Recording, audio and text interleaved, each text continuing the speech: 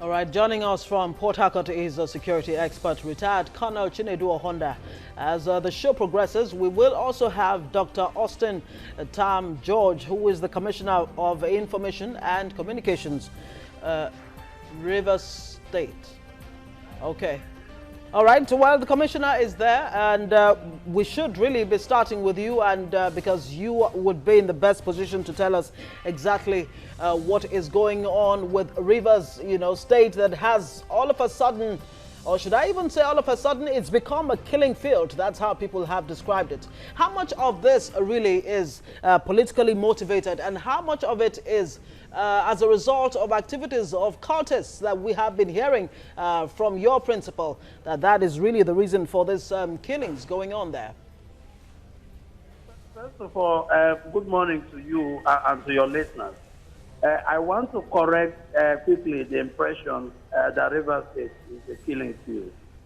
We've had so many similar incidents in Lagos, and Lagos State has never been characterized as a killing field. As you know, in the mile 12 area of Lagos, there was an inter-ethnic clash that killed 12 people on the spot.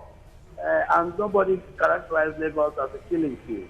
And there was this clash 2 weeks ago between Yorubas and Igbos, they said, in which over 40 cars were bombed and 14 people killed in Lagos. And nobody has said Lagos is a killing field. Just 2 days ago, it was all over the papers that the mother of the governor of Rivers State, Governor Ambody's, mother was attacked. Lagos State has never been characterized as a killing field. What we are having in Rivers State has unfortunately been a clash between core groups, because of supremacy battle. And the governor is on top of it. The security forces are tackling this. I have personally seen people in detention who have made confessional statements, and they provided intelligence that the police is using to apprehend other leaders of this core group. So what we have in Rivers State is minor compared to what is happening in Lagos and what is happening in the whole of the Northeast region, where over 40,000 people have been killed in the past 7 years, 4.1 million people displaced in the whole of the North. All right. Perhaps what my colleague didn't say, that statement was credited to APC chieftains in Rivers State. That's where that statement came from. And the report you're dishing out is not just what happened probably recently, a post-election violence, pre-election violence, all of them put together. Well, that's what we are taking a look at this morning. But be that as it may, the fact that, according to you, the gravity of what is going on in Rivers State is not much, does that absorb the state of the killings, really? Yes, but what I'm saying is that there is this tendency by opposition politicians to, mischaracterize this violence. They tend to politicize it very shamelessly. What we know is that violence is very much part of modernity these days. I mean, even in France, when the French president was in the stadium, there was an explosion and they had to scamper for safety. The point I'm making is that Rivers State remains basically safe for investment. Our IGRO, which we met in 2015 as 5 billion, has since risen to 9 billion and climbing. So the point is that the state remains fundamentally safe for investment. Life and properties are safe. But the problem we've had, sporadically, has been this, cult clashes. And the governor is on top of this. The security forces are on top of this. More and more intelligence is being deployed. There is a prosecutorial process as I speak, to bring people who have been apprehended by the police over these clashes to book. So these are just isolated cases. Rivers State has 4.5 million people, and the people who are perpetuating these things are probably just 30 or 40 people or so, scattered in different call gangs. The most unfortunate part is the tendency of the APC to want to politicize such a problem. It's a very disgraceful thing. Would you, for instance, say that the president of the country should resign simply because the Fulani herdsmen have been killing people right, left, and center. These are social problems. I want to tackle them at the root rather than politicize them. Yes, hold on, please. Let's bring in retired Colonel Chinedu Owhonda. I believe you listened to the Honorable Commissioner there, Tam George, saying that this, what's been happening in River State, that these are just isolated cases. He has, of course, enumerated the number of killings in other parts of the country, and those have not been described as, killing fields. Like I quoted some, analysts or experts like yourself. Now, looking at the situation in River State, do you think it is something to really be concerned about?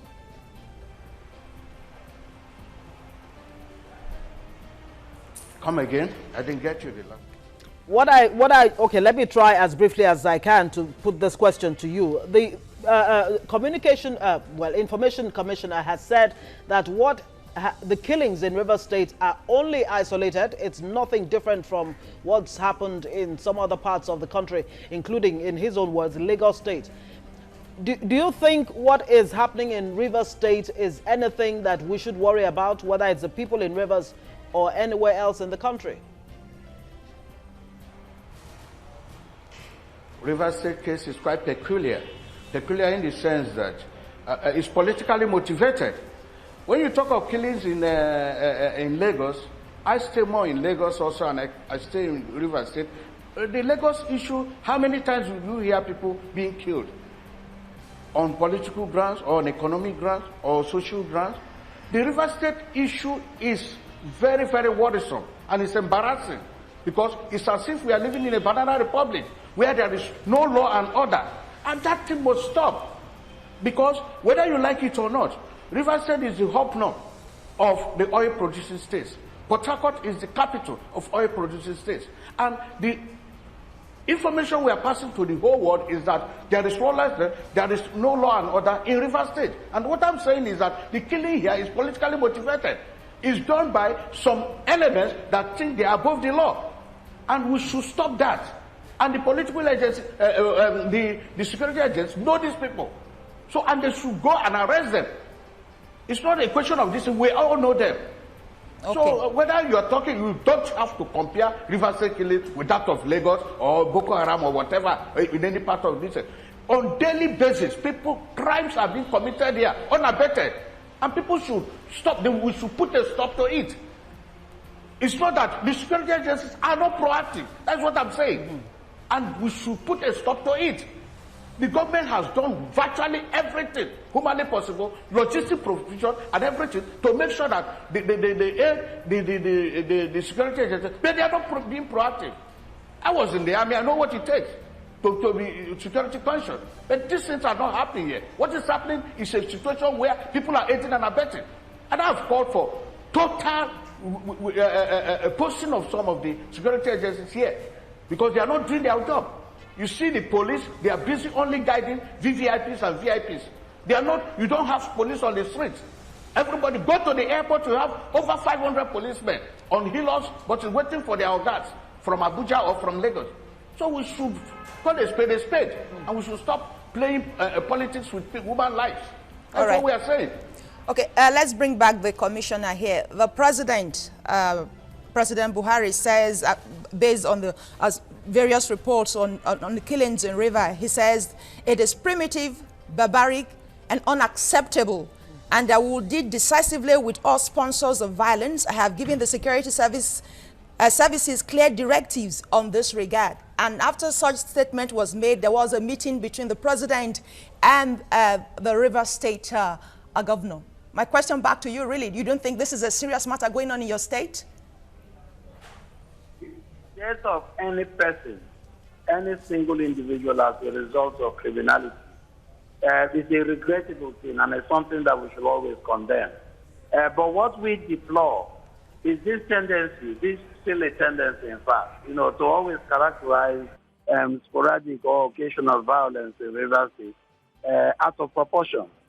We recognize that these are problems, and these are law and security issues. And there are people who are handling these things. And what is happening in River State is, in fact, not isolated as far as the whole country is concerned. I just cited an example of people who have been killed in just one moment of clash. In mile 12 in Lagos, 12 people were killed, 40 cars burned in one day. Nobody has said, Lagos is out of control or is a killing field. As I said to you, in the whole of the Northeast, the whole of that region, over 40,000 people, according to UN figures, have been killed in the past 7 years. 4.1 million people displaced. Nobody is talking about that. As I speak, Fulani herdsmen are on rampage. And in fact, there are suspicions that those are Boko Haram fighters who have just changed strategy. They are not in Rivers State. So the point is, we need to isolate law and order issues from politics. This silly tendency to always politicize even security issues, even matters of life and death, is very shameful indeed. We've seen this increasing tendency, of so-called security experts and politicians politicizing issues in Rivers State. We deplore this tendency, and we believe that, the security forces in Rivers State, with the full support of the governor, are on top of the situation.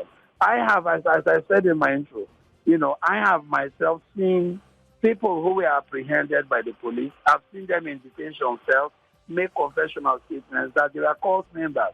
And the information that they provided to the police have been used as intelligence by the police to arrest other people, and some of them are awaiting prosecution as I speak.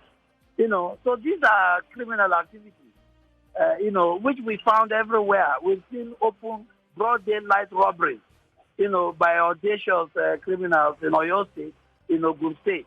How many deaths and kidnappings have we seen in Kaduna State? These are... I remain with you, Honorable Commissioner for Information, Rivers State, Tam George. Now, when you compare the killings going on in Rivers State from Omoku to Ogba, Egbem, and Doni, Abonema, and the rest of them, when you compare those killings with what is happening in other parts of the country, one gets the impression that your government, the government that you represent, may not really be taking this really seriously. And according to Owhonda, the retired colonel there, he says that these are politically motivated killings largely. Of course, there have been reports that many of these victims are actually members or supporters of the opposition APC. How do you explain all of this? Yes, and what exactly is the state governor doing to stem this, a situation that is looking like it's getting out of hand? Let me quickly address this claim that those who have died in Rivers State as a result of these clashes are APC members. In fact, if that is true, then it means that the APC is perhaps the party sponsoring these called clashes. Because in Rivers State, there's a tendency by the APC to claim every dead body as their own. If that is the truth, what it means is that the APC is in fact the sponsor of all of the rerun elections. They actually perpetrated crimes, including murder, and some of them are in detention. So if it is true, in fact, that these called clashes are in fact politically motivated, then it means that the APC is the primary sponsor of these called clashes, because they tend to claim every dead body from these clashes as their members. That's one part. The second part has to do with your question as to what the governor is doing. I'm putting it to you clearly now for your listeners, that the governor in this political dispensation has given more support to the police and the security forces than anybody in this political dispensation. For instance, within 3 months of being in office, within 100 days of being in office, he gave 100 security-fitted vehicles to the police and the joint security forces. He continues to provide the financial and logistical backbone to the security forces here in Rivers State. No governor, nobody in this dispensation has given as much support to the security forces as Governor Wike has done. So this tendency, by the APC or their paid so-called security analysts, to always characterize what is happening in Rivers State as out of control is silly, to be honest. You retired. Let's bring you in here. Perhaps maybe for the purposes of clarity, we need to let the Honorable Commissioner understand that we don't pay this analysts. So when you refer to them as paid political analysts, it is unfortunately an insult to them. Okay. All right. Colonel Chinedu, let's look at other attacks to the judiciary, attacks in the prison. Is that also politically motivated?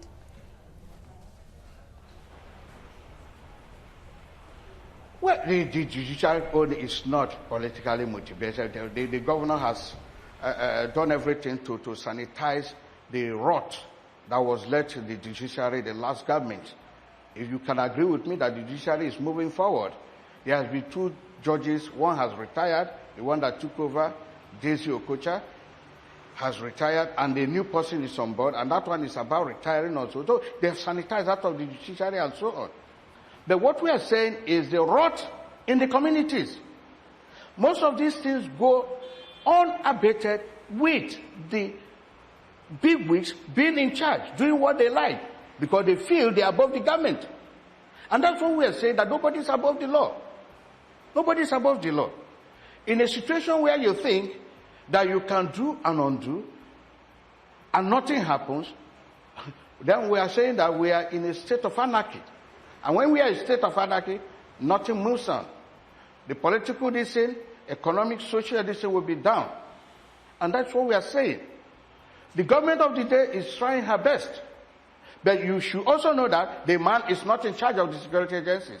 And that's why I call for state police. Because if the federal police or the center police cannot do the job, then we should also take our decision. We are copying a federal system of government. Why is it the reverse is the case when it comes to Nigeria, when it comes to state police? In America, that we copy the system, don't they have state police? Are the sheriffs not there in the counties? At the local government level? So these are the things. I'm clamoring for state policing. Also, we have state police. These people can handle this situation. Where you make arrests and nothing is done, no prosecution, nothing. You keep the people there and the people come up the next day, moving around the streets, saying, oh, nobody on our report me, I don't come out. What you go do? And they commit another crime and nothing happens. Are we in a lawful country? The place is turning to lawlessness. And that's what we are saying. We should know how to curtail these excesses. Indeed. Colonel Chinedu Owhonda, retired colonel, actually, thank you very much for your time. Commissioner for Information, Tam George, still hold on with us as we bring in our other guest to weigh in on this matter. Okay, right. Well, the other guest is not there. So, Mr. Tam George, Honorable Commissioner, you did hear Owhonda say there that it looks like Wike is not in charge. And he did talk about the issue of state policing. This, of course, brings to the fore again this issue of state policing. Would this have made a lot of difference in terms of, you know, stemming the situation where there is actually proliferation of arms in Rivers State? Is there not? There is a proliferation of arms all around the country. If your other guest is that Governor Wike is not in control, which is totally childish and wrong, would you also say that President Buhari is out of control?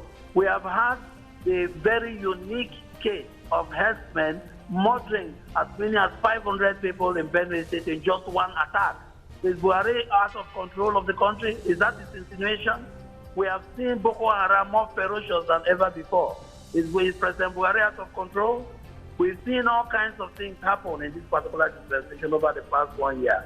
You know, we've never seen as much bloodshed probably as we have seen in this country over the past 1 year. Is General Buhari out of control? I think it's just an unfortunate characterization. Now, the second and final point concerns state police. You know, people talk about state police very glibly without understanding the constitutional implication. If we say we want state police, who is going to fund it? You can't have people in Osun State calling for state police and then expect, how will they get money to fund it? Where will they get money to fund it? They can barely pay salaries there in Osun State over the past 8 months. 11 months salaries have not been paid. When you set up state police, that's a totally different bureaucracy. Who is going to pay for it? So people make these suggestions without understanding, you know, the larger constitutional problems that we have in this country. If you say you want state police, you are not going to depend on the rest of the Niger Delta to fund your state police. So if we are asking for state police as a matter of federalism, let us go the whole hog. Let states have control over their resources so that those who are calling for state police will generate their own internal resources to pay for it.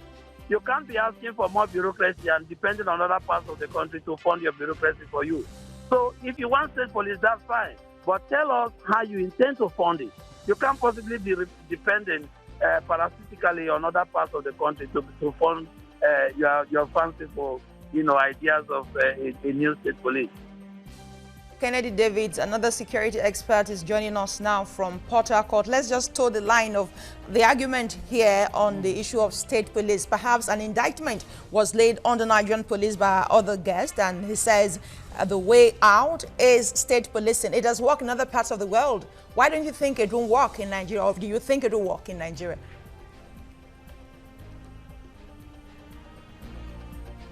Mr. Davies.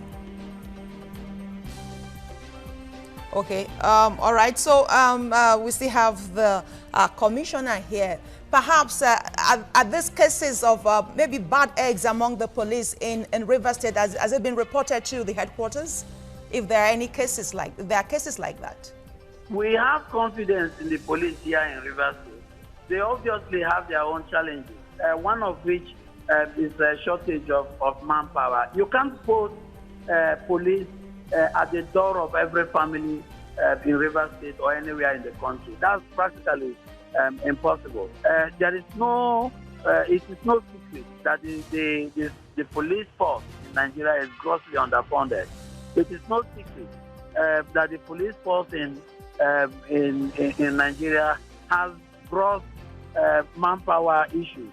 They are not sufficiently staffed. It's only now that we are hearing about the likelihood, of recruiting over 10,000 policemen in order to boost the manpower of the police. So they have their challenges, But what we don't want is this tendency, by politicians to always politicize law and order security issues. If there are problems, let us tackle them. We work together. The APC has never accepted defeat in Rivers State. And so the tendency is always to sponsor all clashes, to sponsor violence and try to discredit the government here. But just as they failed at the polls, they will also fail in their bid to scandalize the government in Rivers State. Okay, this is where we bring in Kennedy Davies, another security expert who is also joining us from Port Harcourt. Good morning and thanks for joining us. Let's just bring you in at the point of the issue of state policing, where the Commissioner for Information, Tam George, says who will fund the police. But as you and I know, the state governors are already funding the police. Lagos State, for example, spent some 4.8 billion naira in November to, equip the police. Is that not happening already in terms of funding?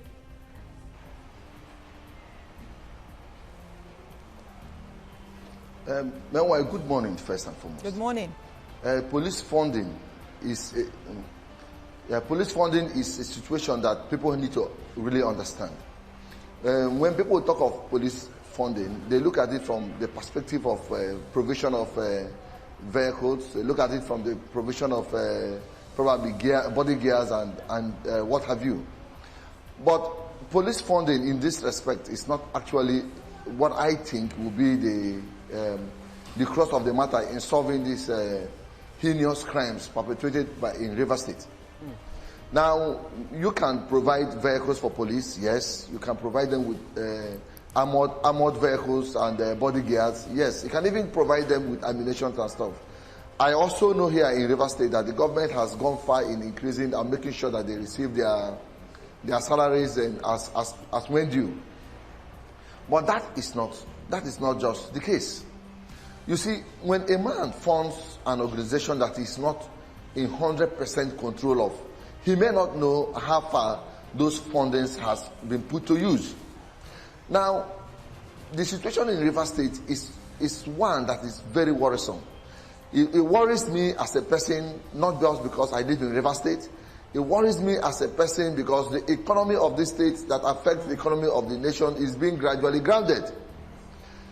Despite of killings, it's also very worrisome.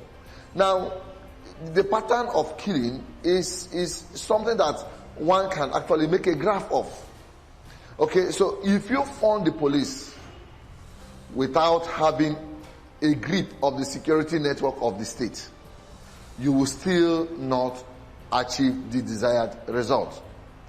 Now, somebody have argued that the police or the policing of the state is not adequate, or the police is overbearing, not doing anything or not knowing what to do. I think I also tend to differ from that kind of argument. I have said it in several fora where I have the opportunity that most times structure determines performance. If the structure of the federal police we have in Rivers State is not well structured,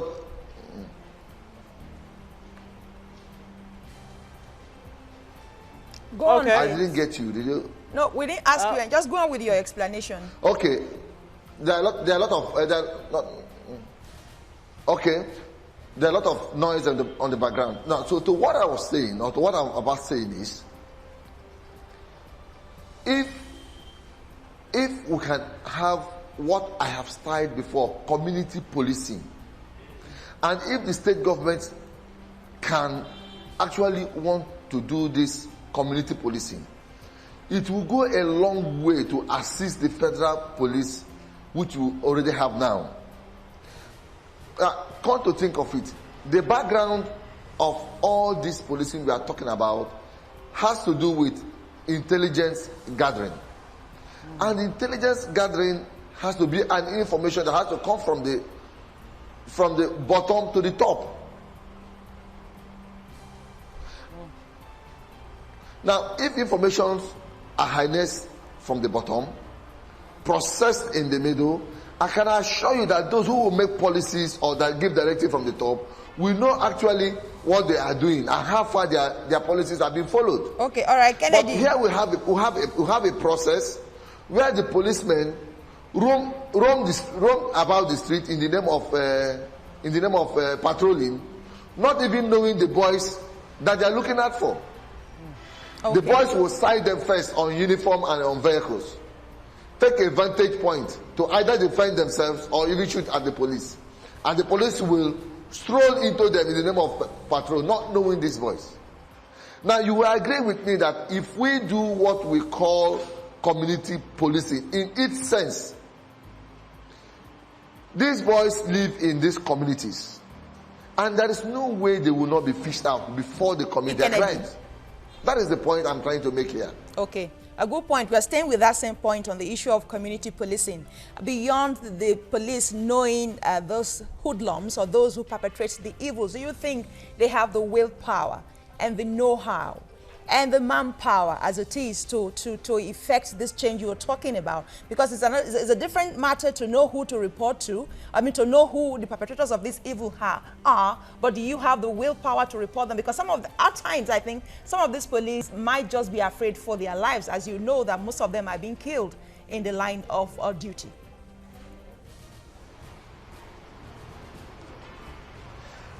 Let me assure you of one thing I know very sure of. The police have the capability of defending themselves. The police have the willpower, if allowed to do their job. The police can do their job. And I'm very emphatic of this because I have had the opportunity of interacting with them, seeing them in action. I know they can do their job. But you see, when the environment, because of these factors I have just mentioned, are not put in place, there is no way you can expect them to do 100% their job. Okay, now, let's go to the Commissioner for Information, Austin Tam George. Now, the governor is the chief security officer of any state. Should Governor Nyesom Wike be held responsible for what is going on in Rivers State right now? The flip side of that question will be, will President Muhammadu Buhari be directly held responsible for the herdsmen that have been attacking people all over the country? That is probably a question that you should pose to the yes, president. But about Rivers State situation, the violent killings, brutal killings, kidnappings, rape. all kinds of things. We have a situation where a man, his wife and son were killed. How do you explain all of this? Who should be taking responsibility? Yes, I understand that. But when 12 people were killed in cold blood right on the street in mile 12 in Lagos, would you hold Governor Ambode directly responsible for that? So these are the kind of questions that we are asking. So the point is, let us understand these as peace, as law and security issues rather than as political issues. You cannot hold the governor directly responsible for this. In the same way, you cannot hold Muhammadu Buhari directly responsible for the Fulani Herdsmen attack. In the same way, you wouldn't hold Governor Ambode directly responsible for those who attacked his mom just 2 days ago. So these are issues that we should remove from politics and look at them objectively and work together, as leaders of the country to resolve them, rather than this silly politicization of what is otherwise a very serious matter. Point out that the issue in Lagos was a riot, but let me read this to you as well. This is coming from a Beyond Boundaries Legacy Leadership Initiative, and they've called the U.S. to investigate the killing of March 19th, and that's the rerun of the election in Rivers State, and says that Governor Wike should be held responsible, perhaps even taken to the ICC. What do you say about that? This is a civil society group, not us. Would the same body be calling for the arrest and prosecution of Governor Ambode for the riots that have led to killing in Rivers State? Did the governor instigate those killings?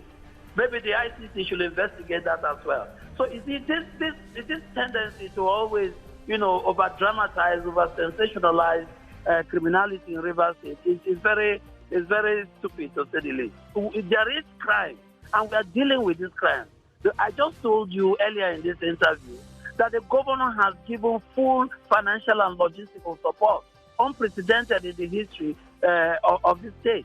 And these are the things we are dealing with. In the same way the president is dealing with Boko Haram in the Northeast, in the same way he's dealing with Fulani Herdsmen all across the country. In the same way, Governor Ambode is working hard to make sure that lives and properties are safe in Lagos. And nobody's politicizing. Hold on there, please, Honorable Commissioner. Let's go to Kennedy Davies. He's a security expert.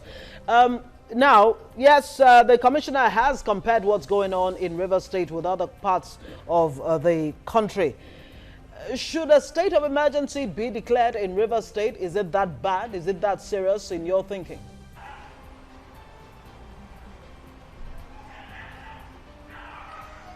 Well, I will not subscribe to state of emergency being declared in Rivers State right now. For a singular reason, I believe that the government can still take hold of the security of life and property in the state. If the government now can call for what I would call a summit of the heads of these communities in Rivers State, do something like a peace conference or a peace talk among all of them. Then, if the government too decide to take it a step further, in these communities, they replicate what it has done in the state. And there must be a genuineness in bringing every person on the table. Definitely, what we have here in the state will be a thing of the past. Why I have this conviction strongly in my heart is that everybody knows that before this election, there were ruffles of people ruffled their feathers. This idea of supremacy came to play. Unfortunately for us or for them in politics, the political era has just gone. But you see, these boys have not understood that the politics is over. Until someone takes a conscious effort in bringing them on the table, explaining to them that these things are over, definitely it will not stop. So I don't subscribe to state of emergency at all. I will not subscribe to that, because I believe that the government can still handle the issue. Yeah, let's have the Commissioner now. Your final take on this issue. What our guest just talked about, bringing the boys to the round table, bringing the community leaders to the round table. Do you think that's another option?